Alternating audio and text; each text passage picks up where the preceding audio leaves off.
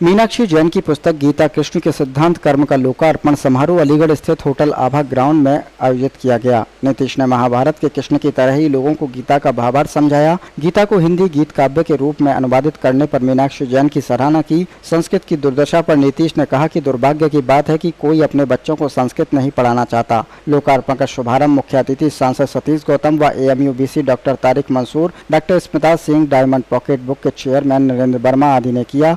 नीलम शर्मा, सारिका सक्सेना, गीता सिंह, शिवानी जैन, अजित गुप्ता ने अतिथियों का स्वागत किया। मदर्स टच स्कूल की निदेशक आरती मित्तल ने गीत प्रस्तुत किया। कार्यक्रम का शुभारंभ दीप प्रज्वलन के साथ किया गया एवं सभी अतिथियों को सम्मानित किया गया। कार्यक्रम में श्री कृष्ण की झांकी ने सबका मन मोह कर अपनी तरफ आकर्षित कर लिया। उपलब्धि के चलते मैं कह रहा हूँ, वरना तो वो स्वयंभू हैं। अरुण सिंह जी, नरेंद्र वर्मा जी, अजीत गुप्ता जी, इस व्यासपीठ पर उपस्थित सभी लोग और व्यासपीठ के समक्ष बैठे हुए आप सब लोग, नमस्कार। The world is one place. दूसरी बात वो क्या कहती है?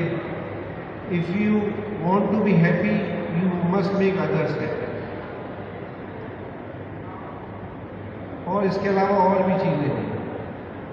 हमको ये भी सिखाती है कि ये कर्म है, कर्मा जो है, ये एक ट्रांजिशन है लाइफ का, material life into spiritual life. तो ये बहुत सी चीज़ें हमें वो सिखाती है और हम उसको प्रैक्टिस करें। माटी से जन्मी है और कई सारी यूरोपीय देशों की जननी है। रशियन भाषा में वही शब्द हैं जो संस्कृत में है, जर्मन में है, अंग्रेज़ी में है। तो कई सारी यूरोपीय भाषाएं जो हैं उनकी जननी संस्कृत है। और संस्कृत में यहाँ इस माटी में जो वेद, उपनिषद, ब्राह्मण, आरण्यक, इतना सारा साहित्य दर्शन का यहाँ उपलब्ध है। संस्कृत में नाटक लिखे गए हैं, बड़े बड़े नाटककारों ने नाटक लिखे हैं। तो मेरी ये व्यक्तिगत रूप से धारणा है और मंशा है कि यहाँ की जो भाषा है उसे अगर हम ही नहीं पढ़ाएंगे अपने बच्चों को तो कौन पढ़ाएगा? सही है। और आज ये देखने को मिलता है कि हॉलैंड में, जर्मनी में, विदेशों में, यूरोपीय देशों में बच्चे संस्कृत पढ़ रहे हैं, गीता को पढ़ रहे हैं, वेद उपनिषदों की ऋचाओं को बोल रहे हैं।